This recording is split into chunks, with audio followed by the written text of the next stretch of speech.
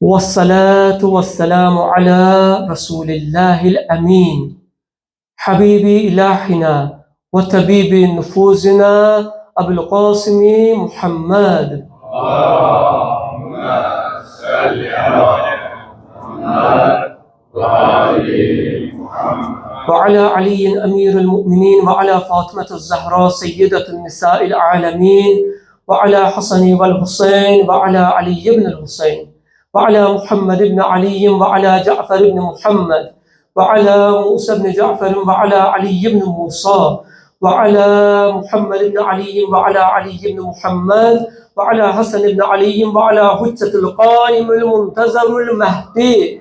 اللهم صل على محمد وآل محمد. أما بعد، قال الله تبارك وتعالى في كتابه الكريم: أعوذ بالله من الشيطان اللعين الرجيم، بسم الله الرحمن الرحيم. قل هو الله أحد الله الصمد لم يلد ولم يولد ولم يكن له كفوا أحد. صدق الله العلي العظيم. يا عباد الله أوصيكم ونفسي بتقوى الله. Əziz və dəyərli möminlər, inşallah ikinci xütbədə də qurbanlığın sosial tərəfi haqqında, sosial fəlsəfəsi haqqında biraz danışım və qurbanlıq haqqında bir neçə şəri hökmü deyim, daha sonra cümə namazını qılaq. Həcc surəsinin 37-ci ayəsində Allah buyurur ki, onların nə ətləri, nə də qanları Allaha çatmır. Yalnız xülasəsini ayənin desək, yalnız sizdən Allaha çatan sizin təqvanızdır. Burada bildirilir ki, nə onların əti, nə də qanları Allaha çatmır. Yəni, o dövrdə, cahiliyyət dövründə bütpərəstlər, onlar da qurban kəsirdilər. Onlar kəsdikləri qurbanların qanlarını gətirib bir Kəbəyə çəkirdilər, ya tikdikləri evə çəkirdilər. Bu xurafat davam edirdi. İndiki dövrümüzdə də çox təəssüf olsun ki, belə bir xurafatlar var. Məsələn, qurban kəsiləndən sonra onun qanını kiminsə alnına vurmaq, bu kimi şeylər cahiliyyət dövründən qalan xurafatlardır. Bu ayə məhz bunu deyir ki, onların ətidir, qanıdır. Onun heç birinin Allaha lazım deyil. Yalnız sizin qəlbinizdəki təqvadır Allaha çatan. Həmçinin qurbanlığın sosial fəlsəfəsi odur ki, Qurban bayramında həm kasıb, həm də varlı təbəqə eyni vəziyyətdə olurlar. Kasıblar da bugün də, ömrü boyu ağzına ət dəyməyən şəxslər də bugün də ət yeməyə müvəffəq olurlar, ət yeyə bilirlər. Bu da yardımlaşmanı, paylaşmanı göstərir və bu da qurbanlığın ictimai bir fəlsəfəsidir. İndi isə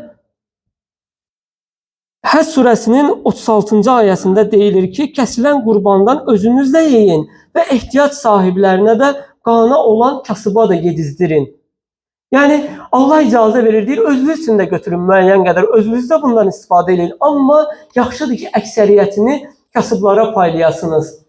Ümumiyyətlə, qurbanlıq 3 yerə bölünər. Bir hissəsi ehtiyac sahiblərinə, bir hissəsi qohum-əqrabaya, qonşuya, bir hissəsini isə insan özünə də götürə bilər. Biz Peyğəmbər və Əhl-i-Beytin həyatına baxdıqda bunların hər ikisini görürük. Peyğəmbər elə vaxt olub ki, kəsilən qurbandan bir tikə özü pişirilmiş yeyib, qalanını isə deyib ki, ehtiyac sahiblərinə paylayın, heç birini özünə götürməyin. Və Əhl-i-Beytin hədislərində də bizə rast gəlir ki, tövsiyə edir ki, ehtiyac sahiblərinə də paylayın, özünüzə də götürün. Yəni, hər ikisini istəsə insan edə bilər, ixtiyar sahibidir, amma ən yaxşısı ehtiyac sahiblərinə paylanmasıdır. Və qurbanlıqla bağlı bir neçə hökmü də sizin diqqətinizə çatdırım, daha sonra cümə namazını qılaq. Qurban kəsilən heyvan, dəvə, inək, qoyun və keçidən ibarət olur. Və dəvənin 5 yaşı gərək tamam olsun ki, o kəsilsin. İnək gərək 2 yaşını tamamlasın ki, o kəsilsin. Qoyun və keçi üçün isə bu 1 il götürülür. 1 yaş tamam olsun və 7 aylığında da onu kəsmək olar. Amma ən yaxşısı müstəhəbdir ki, bir qurbanlıq qoyun heç olmasa 1 yaşını tamam eləsin, daha sonra qurbanlıq olsun. Bunda bu yaş həddindən aşağı kəsilən qurbanlıq düzgün deyil, şəri cəhətdən keçərli deyil. Və necə?